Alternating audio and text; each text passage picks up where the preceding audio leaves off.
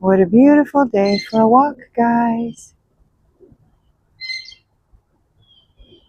Nice and cool this morning. Makes my Viking blood happy. Stimulates the creative blood.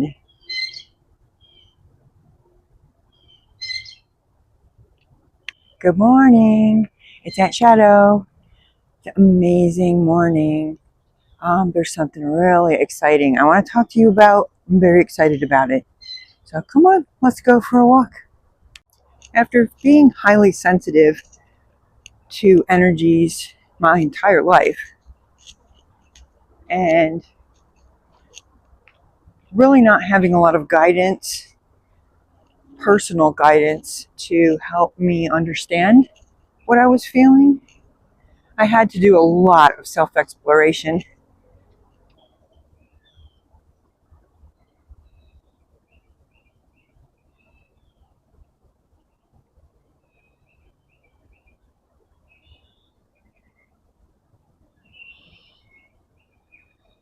I believe feeling energy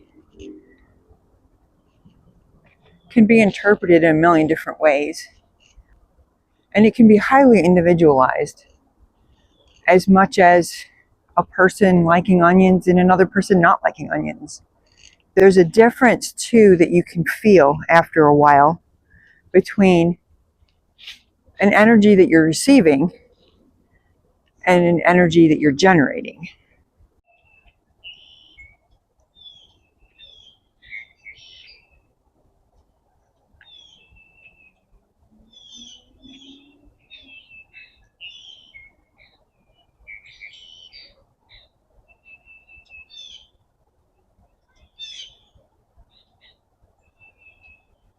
So I've been getting more and more people asking me questions about weird feelings and sensations that they've had. It's exciting to feel new inner sensations and energies that you've not felt before.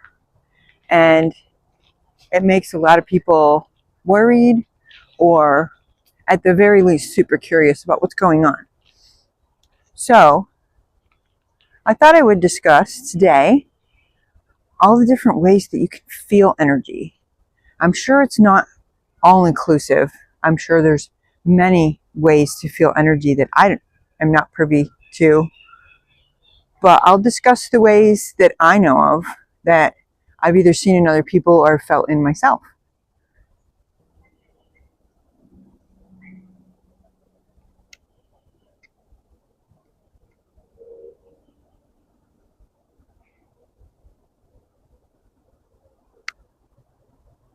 Two of the most common energies that we can feel are cultural energies and genetic energy. Pretty self-explanatory, I imagine. And once you become aware that those are influences in your life, you can use your inner senses to discern whether those things are good for you or bad for you and how you should respond to them in a healthy way. One of the earliest and most profound energies I've ever felt, having grown up in a rural area, is Mother Nature's energy. And what a beautiful energy that is. I feel like a lot of the quote unquote spiritual things that people do is to balance their energy back to hers, which is what it's supposed to be. That's why being out in the woods and being out with Mother Nature is so profoundly powerful and balancing.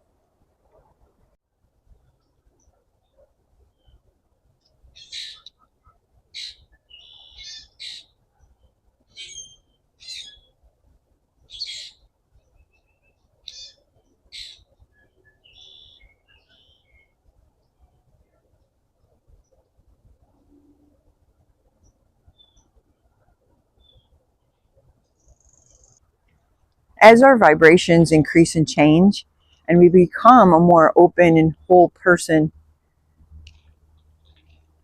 the people that are around us some of them start to feel really uncomfortable. Their goals are not our goals anymore. The direction that they're walking on their path starts to feel the opposite of ours. But the good thing about that is you can get out there and meet other people that have a similar path to yours, a similar opening of the heart. Another great thing that can come from a presence practice, such as meditation, there's lots of other presence practices as well. Meditation's a big one, is that you can connect to your higher self. Buddha's Eightfold Path also does this. When you start to research and follow his Eightfold Path, you start to realize how joyful it feels to be connected to your higher self. Another big energy generator is your inner senses. As they develop, they can really be a wonderful expression of your own energy and development of your own energy to share outwardly with others. I build my practice on my creative energy mostly and intuition. But creative energy and bringing happiness and play back into your life after not having it for so long, incredibly powerful way to get into flow and to strengthen yourself spiritually.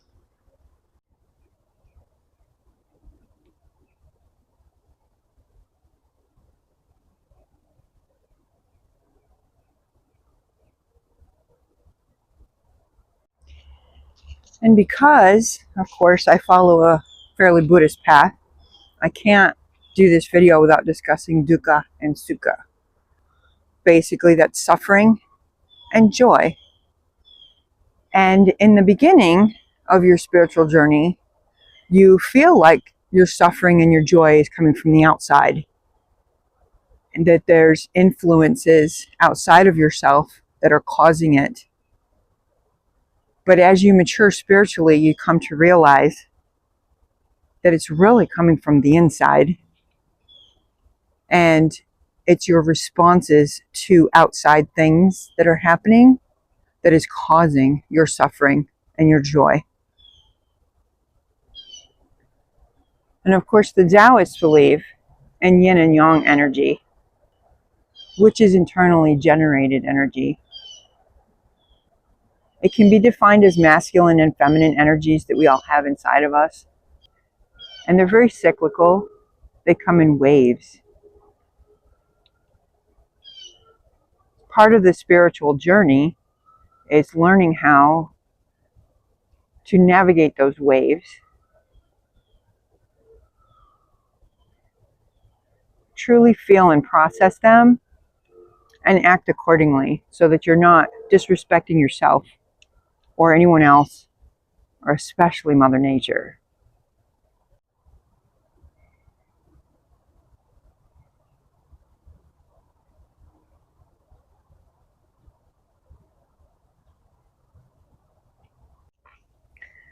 As people become a little bit more spiritually alive, and you start to open up your heart chakra, your communication throat chakra, and your third eye chakra and your crown chakra, once those start to become more activated and more alive, and you start to receive more energies, a lot of people believe, including myself, that you start to communicate with people or entities that are not on this plane of existence with you.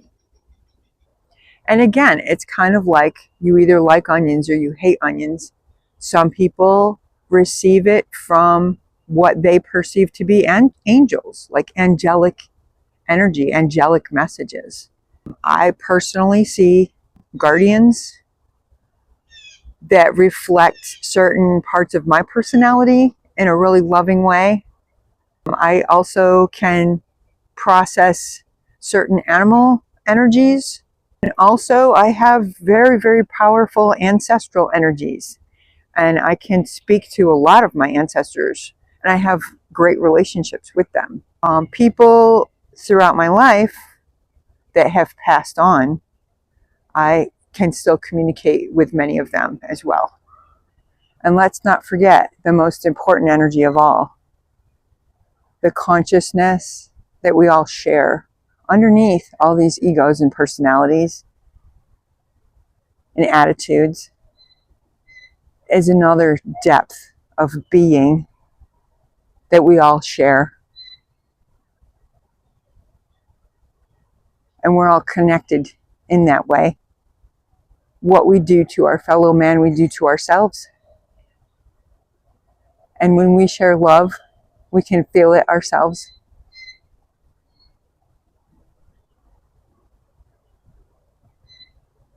That's the greatest energy of all. That's the energy that is the glue that holds all of this together and all of us together.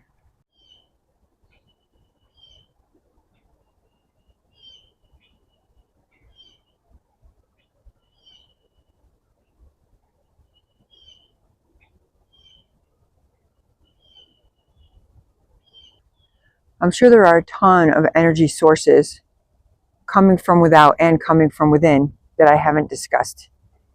See, just like some people like spicy food and some people don't. Some people are brilliant with math and some people are not. And I am a creative powerhouse, and there's some people out there that believe they don't have a creative bone in their body, which, by the way, is baloney. Energy can be interpreted in different ways. It's kind of all the same energy when you really look hard at it. If you meditate deep enough, you can definitely feel that's the truth.